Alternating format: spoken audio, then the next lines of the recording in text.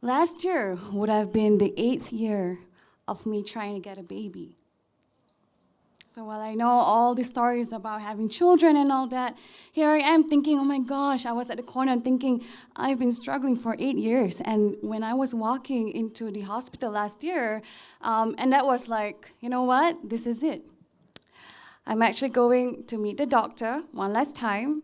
And in Malay culture, right, there's this thing called petua. Petua means basically superstition, right? So my mom was telling, you know what, you're gonna do everything that you possibly can to get this baby, right? And you're gonna eat your sister's half-eaten meal because she's pregnant. Okay, mommy, I'm gonna take that meal, I'm gonna eat it. But because, it's part of the culture, it's part of us, I'll probably eat my sister's half-eaten meal because she's pregnant and I'm gonna do whatever it takes. And I did do whatever it takes. And what happened was when I was walking into the hospital, and this was like, I think, the final time that I was thinking in my head, you know what, this is it. I have done basically everything from half-eaten food to like doing every possible procedure to doing everything that, to just make sure that I was just pregnant. And then here comes CC Kong. So CC Kong came to me and really handsome, he had silver hair. And he was like really all like, excited to meet me. And then suddenly he flipped his phone.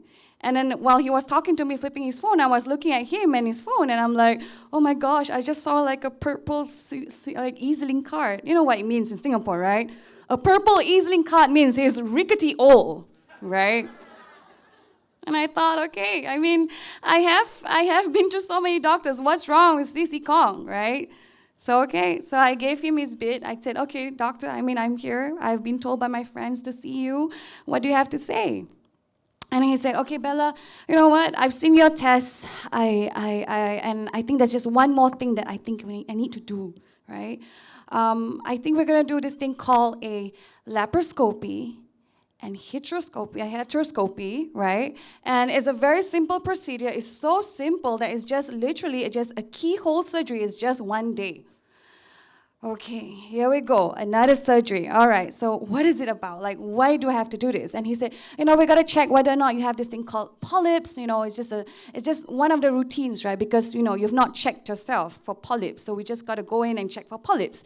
So I said, okay, polyps, okay, no problem. And then I said, but then, there's a few other things that maybe I can identify the reason why you've not been pregnant. I'm 37 this year. Right? So it's been a really long journey. So I said, okay, let's do this. Polyps, here we go.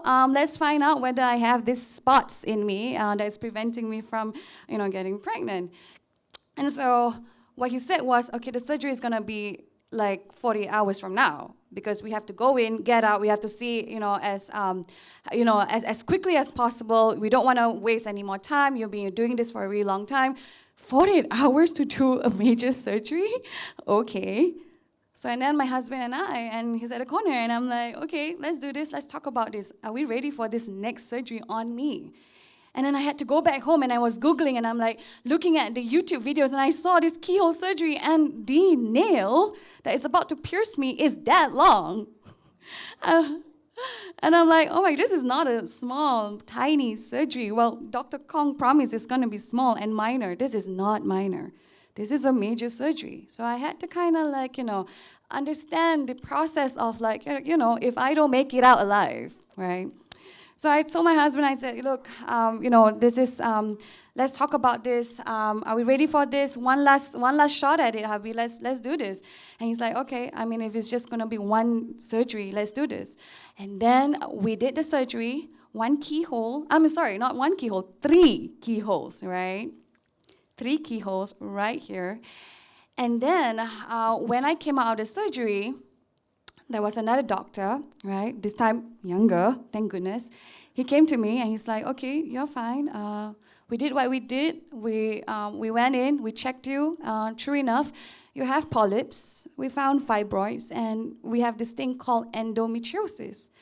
And then what endometriosis is that it's this thing that grows inside, the thing that is actually, that goes inside the uterus is actually growing outside of my uterus. And if you were to actually Google this is really like black spots. But don't worry, Bella, you know what? I've removed 50% of it, so you're going to be fine. I'm like, okay, All right, so what's next? Because I kind of looked at him and I knew in my heart that something's not right. And he said, well, we found something else. Well, when we were checking you, we found out that you have what we call a bicornuate uterus. And I didn't understand what Greek or whatever he was saying. I was like, what is a bicornuate uterus? I don't understand. And he said this, well, it means that you have a heart-shaped womb. Literally, my womb is the shape of a heart. No way, right? And the thing is, I was trying to process that, and he said, okay, what did I do? What did I eat? I'm healthy as a lark. Like, what is a heart-shaped womb? I don't understand. He said, like, well, you were born with it. So this means that if ever you're gonna get pregnant, it's gonna be complications. So this is it. Love does really hurt.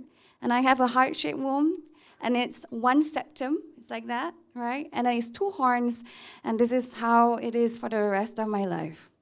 Thank you. Don't be sad for me, I'm fine.